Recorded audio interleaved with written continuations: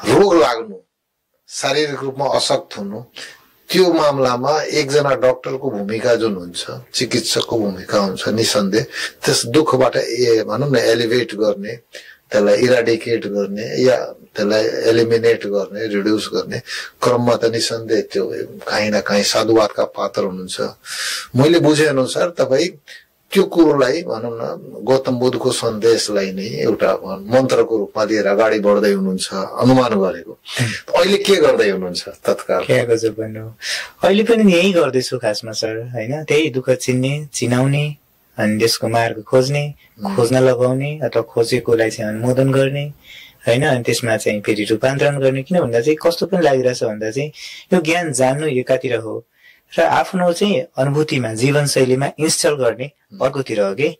र यो चाहिँ एकदमै जटिल कुरा हो। किन भन्दा यो हार्डवेयरमा त्यो अघि भन्नुभयो नि बुद्धको सफ्टवेयर, होइन? दुःख छ, अनुमोदन गर्नु पर्यो नि, दुःख छ भन्ने कुरा चाहिँ मलाई लाग्दैन यो कसैले छैन भनेर भन्न सक्दैन अहिलेलाई। किनभने सत्य हो नि त, दुःख सत्य हो भन्छ। एलाइनमेन्ट मिलाउँदैन, बोल्न त बोल्छ, एलाइनमेन्ट मिलाउँदैन। एक्ज्याक्टली। सो मैले अघि भनेकै कुरा, अब बुद्धले चाहिँ 4 आर्य सत्यको कुरा गर्नुभएको छ नि। दुःख छ, त्यसको कारण पनि छ, होइन? फेरि सुख छ, फेरि सुखको कारण पनि छ। यी 4 आर्य सत्यसँगै जोडेर हामी चिकित्सकले पनि त्यही गरेर हुन्छौँ कि दुःख चिन्ने। बिरामीहरू कम्प्लेन गर्छ, मलाई टाउको दुख्यो, मलाई ज्वरो लाग्यो, मलाई रुगा लाग्यो, यी सबै सिम्टम्स हो, दुःखको सिम्टम्स, होइन? यी दुःख हो।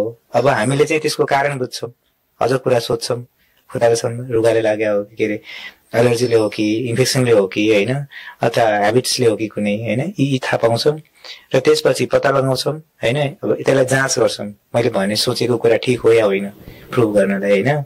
यदि ठिक हो भने त्यसपछि निरोध भनेको मतलब औषधिले जान्छ कि, होइन? इन्जेक्सनले जान्छ कि, अथवा थेरापीले जान्छ कि, यी फेरि मार्गहरू हुन्, होइन? र एकछिनको लागि ठिक हुन्छन्, फेरि कहिले पनि बिरामी नहुनेको लागि अब त्यसपछिको लागि के त यात्रा के त गर्ने, के गर्ने त त्यसो भए त्यो कुराहरू सिकाउँछौँ। भनेको मतलब अघि हजुरले भन्नुभयो नि, म गर्ने काम चाहिँ यही गरिरहेको छु र यो सबैले गरिरहेको छ। फेरि यो एउटा डाक्टरले मात्र गर्ने कुरा होइन। फेरि किन भन्दा चाहिँ जीवनको तपाईँले सम्झिनु भयो भने मलाई लाग्छ मैले अहिलेसम्म मैले हस्पिटलमा मेरो आफ्नै उपचारको लागि म 4-5 चोटि गएको होला कि, तर 4-5 चोटि भन्दा बाहेक मलाई केले अलाइभ राखिरहेछ?